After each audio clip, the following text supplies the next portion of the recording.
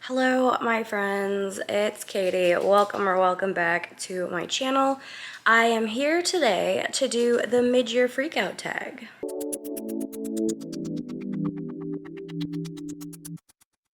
So I'm like maybe a smidge late on this. I figure it's close enough. I've been a little under the weather, as you can probably hear. I'm actually feeling like a million times better.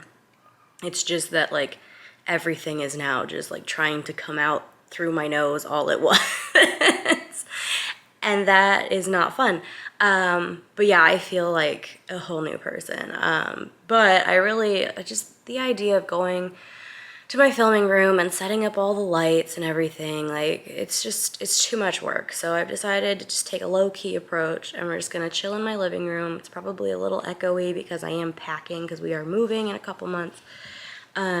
But yeah, so let's just go ahead and get started. I have everything just kind of scattered on my lap. I'm not super organized, but it's okay. We'll get through this. So the first prompt, best book you've read so far in 2022. That has to go to The Hacienda by Isabel Cañas. I wanted to do like a book review, but I was in like a really weird place when I read this, and I just wasn't up to talking to the internet. This is like gothic horror. Oh my god, it's amazing.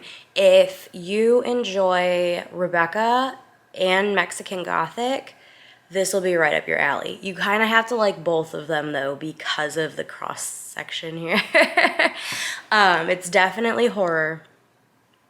So if you are a scaredy cat, like that's okay. Be a scaredy cat. Just don't pick up this book because it'll probably freak you out. But in this, we are following Beatrice, and she and her family have fallen on hard times after the Mexican Revolution, I believe is what it was called, or the Mexican War for Independence. I'm not sure if they're the same thing or not. I probably should have done more research. Anyway, so she and her mom are stuck living with some relatives of her mother's, and they are not very nice to her at all. So she pretty much accepts the first offer of marriage that she gets, and she goes out to the family home, but things are definitely not as they seem there. There's a lot of discussion about like colonization. Is that did I saying that right? Anyway, like the stuffed upness in my nose is making my brain not function very well. So you get a lot of discussion between like the people who are Spanish versus the indigenous people living in Mexico and how they're treated. There's also discussion on religion because Catholicism kind of reigns in the area, but the old religions are still alive and well. So anyway, Beatrice gets to this house. Her husband is not really around because he works in the city. So she's stuck there with his sister who really doesn't like her, and a house that definitely isn't very kind to her. And she is quickly hearing things and people comparing her to like the first wife who had died. And anyway, she ends up developing a friendship with this very young priest, and he kind of helps her maintain her sanity through all this. It's adorable. This is one of those things where I laughed so much when I wasn't expecting to, but I was also like scared to death for parts of it. It was just great. It also like really helped with my Spanish. I learned a lot of curse words. So that was fun. Thank you, Isabel Cañas. Yeah, so I highly recommend this one. Okay, next, best sequel you've read so far in 2022. Okay, I have to give that to Leviathan Falls by James S.A. Corey. I have read this entire series now. I've only read this book once, but I did a reread of the entire series before I started this one. So some of the books I've read like 3 times. All of them I've read at least twice, except this one. And this is the final in the series, so I had to give my best sequel to this. I can't tell you about anything that it contains because it's book 9 in the Expanse series. But I do have a series review for the Expanse, which I will link in the cards for you if you want to check that out. So yes, this is the winner. Also, the audiobooks for this series are phenomenal. 10 out of 10, highly recommend. Next, new release you haven't read yet but want to. To be honest, I'm sure there's something. I just can't recall. Well, here, this book's sitting here. I'll just use this. Hold on. I don't intend to do much editing here. I'm sorry, but I'm also not sorry because I hate editing. I'm not sure how new this is anymore, but this is The School for Good Mothers by Jessamine Chan. I've been meaning to get to this for a while. It's kind of like a dystopian universe where Big Brother is always watching, but they're taking a particularly tough stance on mothers. And this woman, I can't remember her name, but she makes some type of mistake and she is taken away and sent to a school to train her for, like, to be a good mother. I have actually heard great things about this from somebody that I trust their taste in books very much. So I am looking forward to getting to this, hopefully this month. Most anticipated release for the second half of the year. I haven't looked too far ahead, but I know in August, R.F. Kuang has a new book coming out. The Poppy War trilogy is one of my favorites of all time. And she's releasing Babel, or the Necessity of Violence, an Arcane History of the Oxford Translators' Revolution by R.F. Kuang. And I am really, really interested in this. This, I believe, is following a Chinese, I think it's a Chinese boy who is taken to London for education purposes. And I believe there's some like secret society that he ends up involved in. Either way, I want to check it out simply because I enjoyed the Poppy War trilogy so very much that there was never like going to be a possibility of me not checking out R.F. Kuang's next release. So that, I guess, is what I'm going with for there. My biggest disappointment, Mrs. March by Virginia Faito.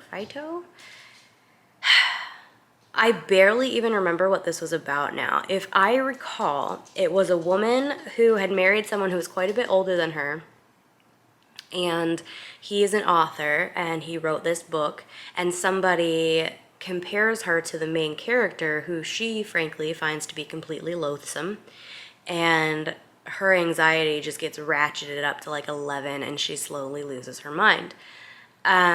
There was just something about this where I felt like the author was trying to write too much in the vein of Daphne du Maurier, but just didn't do it. It just didn't quite work. So that was kind of just meh. It wasn't like a bad book. It was just disappointing. Biggest surprise. Entangled Life, How Fungi Make Our Worlds, Change Our Minds, and Shape Our Futures by Merlin Sheldrake. This was phenomenal. I barely read nature writing at all, but this had me hooked. I buddy read this with Carrie from Very Literary Carrie, and she and I were both just like totally blown away by the contents of this book. Fungi are so interesting, and I feel like she and I both walked out of the reading experience feeling like more positive about the world and just the future in general, because there's just so much potential in fungi. I don't know, there's like potential for as far as cleaning up like waste.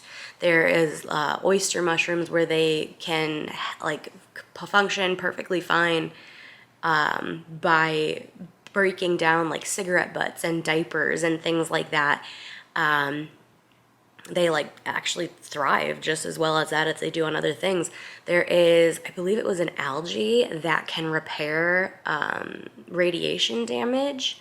So like there's so much potential in the world of fungi, and if I had had a better relationship with biology when I took biology classes. I could totally see myself getting into like this field. However, it's just not the way my brain works. I did not have a good experience. But I will gladly read a lot more books on this topic because I thought it was phenomenal. Okay, next up, favorite new author, debut, or new to you. Both of these are just kind of new to me with a caveat. So I have Marie Benedict and Sarah Pinborough on here. I've read, I think, 3 books by Marie Benedict this year, and I really enjoyed all of them. Her niche is to write fictional stories about people, like women who actually existed, but just maybe don't get the credit that they're due. And I really, really love it because it gives me a lot of background information, but it's presented in like a storytelling way. And then I find myself digging in and researching these women on my own. And I just have the best time reading her books. The other one is Sarah Pinborough. I realized, read one of her books a few years ago, but I don't feel like it made much of an impression on me at the time. And then this year, my friend Eden had won an arc from Goodreads of Insomnia, which is Sarah Pinborough's latest release, and she was kind enough to mail it to me. And I read it, and it blew my freaking mind. And I immediately went down a rabbit hole and read like 2 other books of hers, and was completely floored. She reminds me kind of Blake Crouch in the way that she'll blend like science fiction within her thrillers. And I just love how it's done. She has me hooked this year. So moving on, newest fictional crush. I don't do that. Sorry, I don't know. I barely get crushes in like real life, so it is what it is. However, newest favorite character. This happened recently. I have a review that I put up for this book a couple weeks ago or last, I don't remember. Lessons in Chemistry by Bonnie Garmis. I will link the review if you want to go check it out. It's pretty short and sweet. Elizabeth Zott is the main character in this book, and she is a chemist, and she is a mother, and she also hosts a cooking show. And I just love everything about who she is as a person. She's very no nonsense. She says, like, she speaks her mind. She's like, she kind of reminds me in a way of Sheldon Cooper from The Big Bang Theory, but not quite to that extent. I find her to be a little easier to get along with. But she's just so real, and she is just unashamedly herself. And I loved seeing the world through her eyes. I laughed. I didn't cry, but I was like hurt when she was hurt. And I just really love everything that happened in this book. So if you want to see more of my thoughts, I will link the review and you can go check that out. Next up, we have A Book That Made You Cry, and ironically the title is Don't Cry For Me by Daniel Black. But boy, did I. I don't usually cry. I'm saying that, but then this last like month and a half, I've been crying all the time. I kind of like upended my life recently, and the fact that I am crying a lot tells me that it was probably the right decision because I'm actually feeling, which I haven't really done. So at the time when I read this, I can't remember the last time I had cried. And this book had me in tears. It is a man, it's an older black man. He was at the end of his life, and he is trying to explain to his gay son why he made the choices that he made in raising him, and, you know, apologizing in retrospect, but also like, please try to understand that it was never out of hate for you, it was out of fear. So yeah, this was heart-wrenching, but just excellent. Next up, A Book That Made You Happy. I don't have this book anymore because I've been getting rid of a lot of books because moving sucks. And I don't know if you've ever moved with, 800 books, but it's not fun. So I'm trying to get my collection down to, I don't know, like a reasonable 200. But the book that made you happy is The Bride Test by Helen Huang. I really like Helen Huang. I rarely read romance, but there's something about Helen Huang where it's like the romance is steamy, yes, but I also really appreciate the character interactions and the humor. In this, I feel like most people know Helen Huang, but I can't even remember the characters' names at this point. But our main character, I want to say his name is Kai. He is neurodivergent in some form. I'm not really sure. I can't remember what exactly it was, but he he's not gotten married, and his mom really wants him to. So she goes back to the home country. I can't remember if it's Korea or Vietnam, or I want to say Vietnam, but I might be wrong. Anyway, and she decides to bring him home a bride. And I don't know, I just loved it. I loved just so much about this book. Okay, next up. The most beautiful book you've bought this year or received. I'm not sure if you're even going to be able to see this. It's called The Shimmering State by Meredith Westgate. Oh yeah, you can kind of see it. And these rainbows actually shimmer in real life. I haven't read it yet. This was a total cover buy. But anyway, I just thought it was really pretty, and I really liked it. And then, which books do you need to read by the end of the year? So many. This is always like the hardest question ever. But one I have decided to put a specific emphasis on is Afterland by Lauren Bukes. I bought this like not long after I started my channel, so it's been almost 2 years. And this is a dystopian novel in which, for whatever reason, men are dying off. And the main character, her son, is alive and well and a hot commodity, and she is trying to protect him at all costs, obviously. And I think I can go for some dystopia right now. I think that could be fun.